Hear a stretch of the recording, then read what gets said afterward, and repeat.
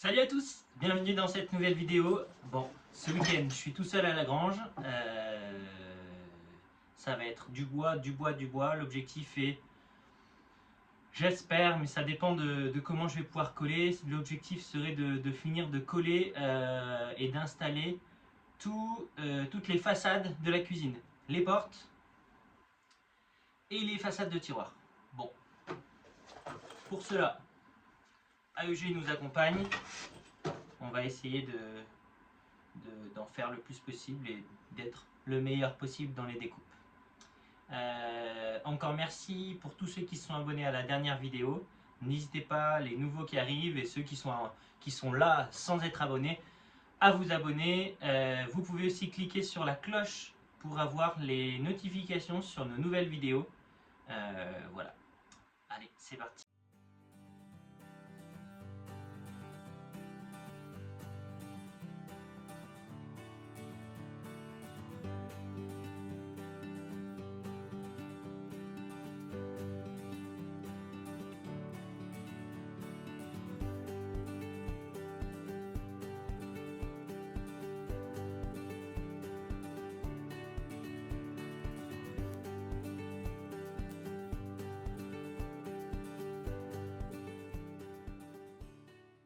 Donc la dernière fois, on en était là, on avait collé deux grandes façades.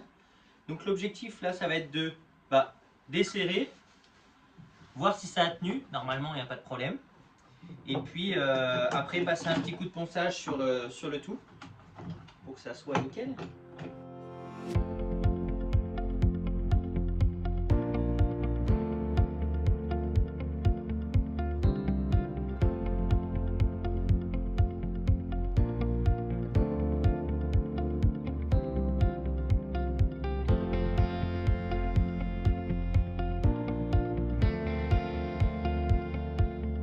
Je viens de préparer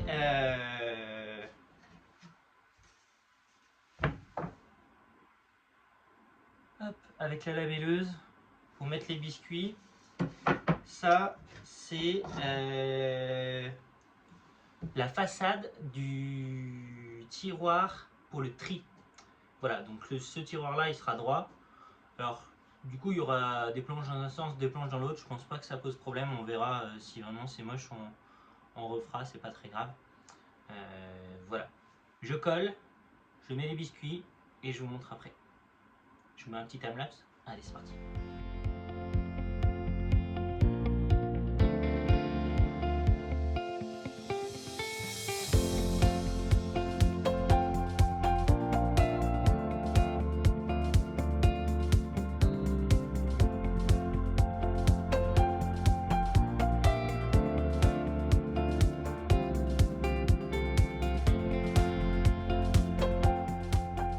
Bon, j'ai reçu quelque chose de chez Sauter.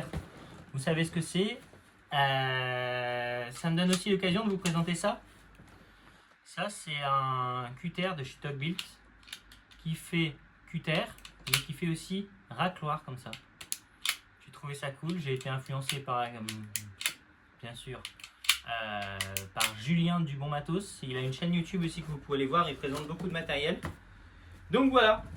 Hop. Ça va nous permettre d'ouvrir ce carton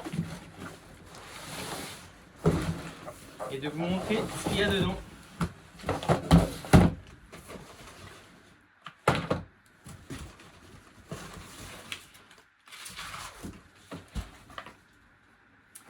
Et bien sans surprise, je me suis repris deux serre-joints jaunes comme ça.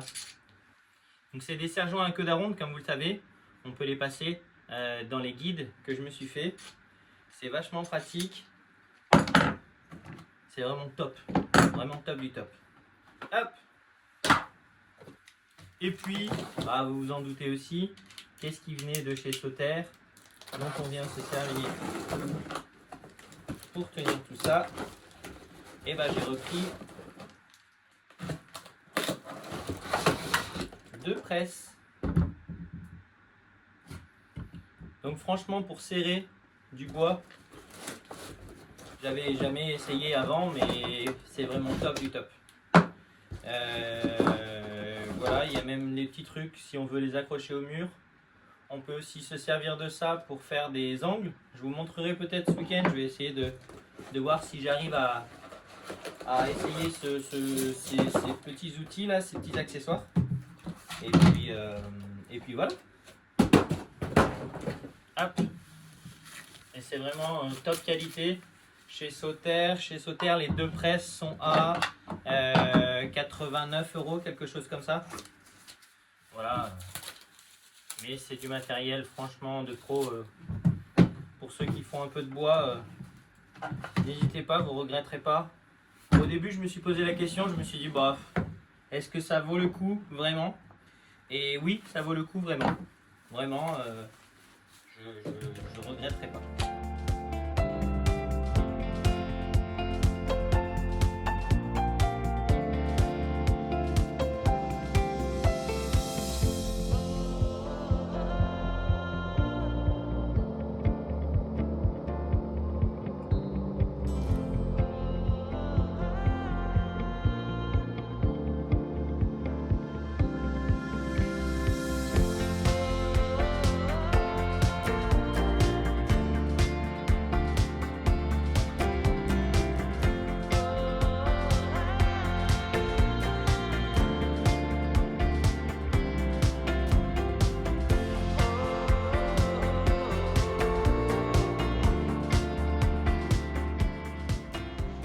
Salut à tous, samedi matin, j'espère que vous allez bien. On est en fait samedi midi.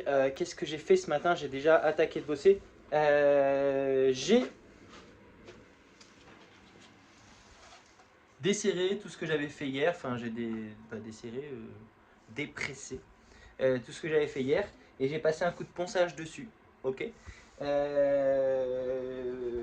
Du coup, eh ben, j'ai recollé. J'ai recollé du coup une autre porte, la porte de la cuisine, et j'ai collé, oui, j'ai recollé un petit tiroir, une façade de petit tiroir. Il me restera plus qu'une seule façade à coller, et là je suis en train de me lancer dans les portes. Dans les portes, on essaye de faire un cadre avec des angles à 45. Je vous montre comment j'arrive à me débrouiller. Si j'y arrive, on va voir.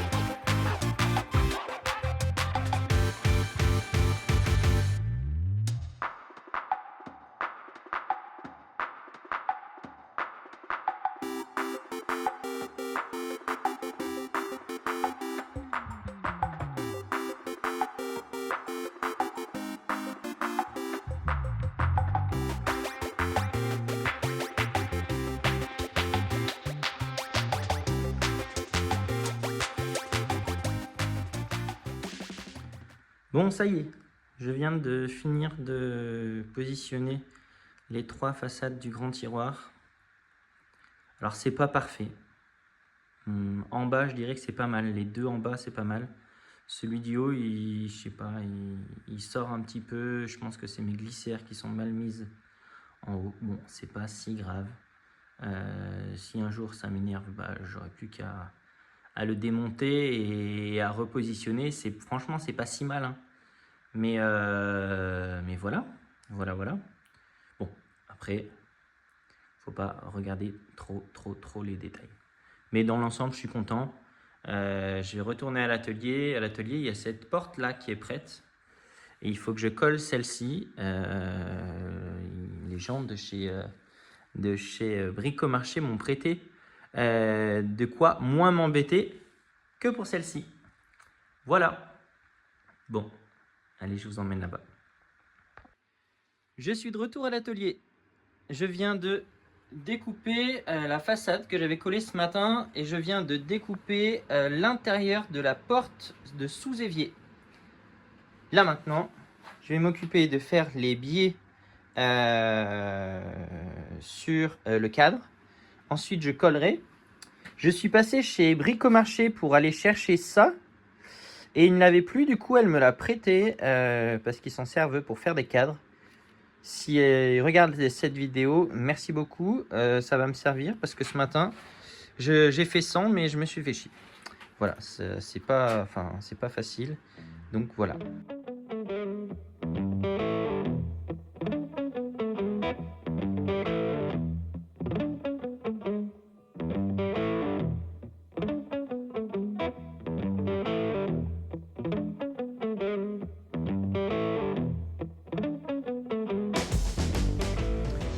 Salut à tous. Bon, ce matin, je suis allé nettoyer le camion, je suis allé faire 3 courses. Et puis ensuite, j'ai décollé cette beauté. Donc ça, c'est la porte qui ira sous l'évier. Franchement, je suis trop content de ce que ça donne. Elle est magnifique. Moi, j'adore parce qu'elle est, vous voyez, elle est piquée presque, mais qu'est-ce que c'est beau. Qu'est-ce que c'est beau. On avait fait le choix sur le parquet de prendre les planches comme elles venaient. On avait pris donc le Zénitude. En gros, s'il y a des nœuds, il y a des nœuds. S'il n'y a pas de nœuds, il n'y a pas de nœuds. Et ben là, voilà, il y a des nœuds. C'est piqué, c'est... Enfin... Il y a même, j'ai vu une trace là. Je sais même pas ce que c'est. C'est pas grave. Franchement, je suis trop content. J'ai passé un coup de rubio dessus.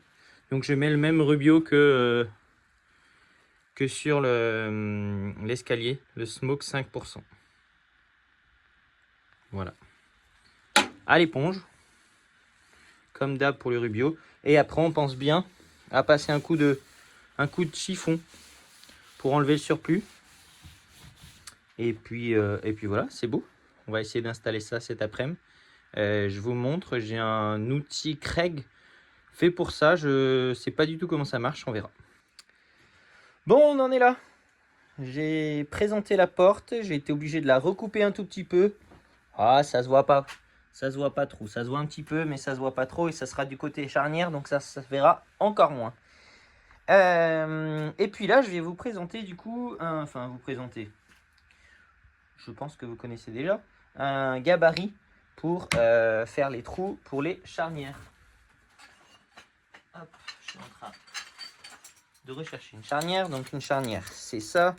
Et de ce côté-là, effectivement, tout ça là, ça doit rentrer là-dedans, comme ça, clac. Donc on va mettre une petite vidéo, un petit time-lapse, et je vous montre comment je fais.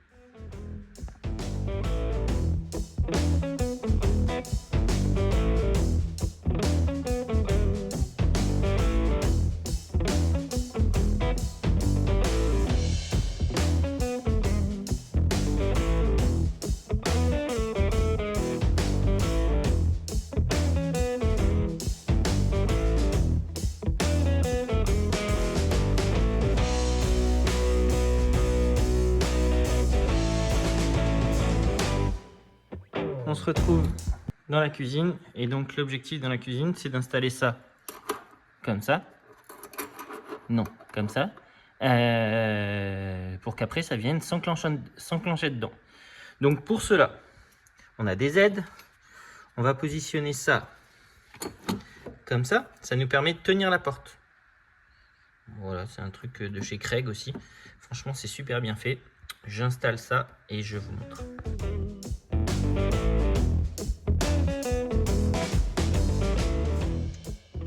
Bon, t'as peut-être vu la vidéo, t'as peut-être compris, je me suis fait baiser, hein.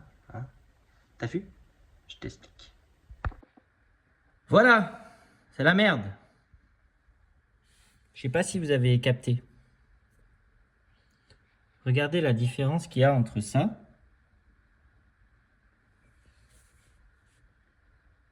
et ça.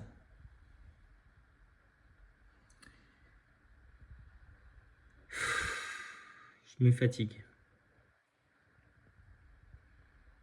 ça, c'est pas bon. Donc je vais pas pouvoir installer celle-ci parce qu'il faudra que j'achète une autre charnière. Je vous explique, il y en a une en fait qui est faite pour venir, pour laisser la porte à l'intérieur comme ça. Et il y en a une qui est faite pour mettre la porte en applique. Moi je mets les portes en applique, enfin nous on met les portes en applique. Et résultat des courses, et ben voilà. Ça, c'est pas fait pour.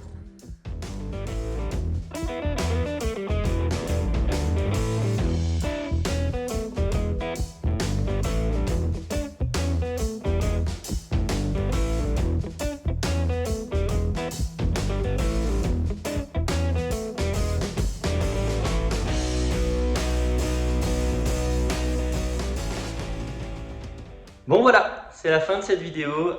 J'étais tout seul ce week-end. On revient pour le nouvel an avec Anouk et Tom. Et on ne sera pas seul, on aura aussi la sœur d'Anouk avec les petits qui seront là. On verra ce qu'on fait. En tout cas, on vous souhaite une très bonne semaine, de très bonnes fêtes de fin d'année. Et on vous dit à très vite. Salut!